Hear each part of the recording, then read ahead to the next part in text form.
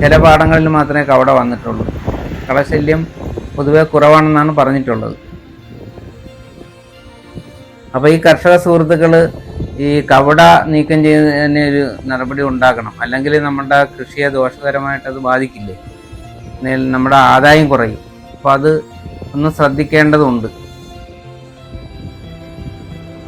ഇനി ഇതിൻ്റെ വിളവ് കിട്ടാനായിട്ട്, വിളവിഞ്ഞ് വരാനായിട്ട് ഏകദേശം ഒരു 40 ദിവസമെങ്കിലും എടുക്കേണ്ടി വരും. അപ്പോൾ അതിനുള്ളിൽ മഴ വന്നു കഴിഞ്ഞാൽ അതും പ്രശ്നമാണ്. അപ്പോൾ നമ്മുടെ എന്തായാലും നമുക്ക് ഈ തുലാമാസത്തിൽ കൃഷി വിളവെടുക്കാൻ സാധിക്കത്തില്ല, വൃശ്ചികമാസത്തിലേ സാധിക്കുകയുള്ളൂ. അപ്പോൾ മാന്യ കർഷകർ ഇതിലൊരു ശ്രദ്ധ ചെലുത്തണം. സുഹൃത്തുക്കളെ, ഈ വീഡിയോ നിങ്ങൾക്ക് ഇഷ്ടമായെങ്കിൽ ലൈക്കും ഷെയറും സബ്സ്ക്രൈബും ഒക്കെ ഒന്ന് ചെയ്യാനായിട്ട് മറക്കരുതേ. Thank you.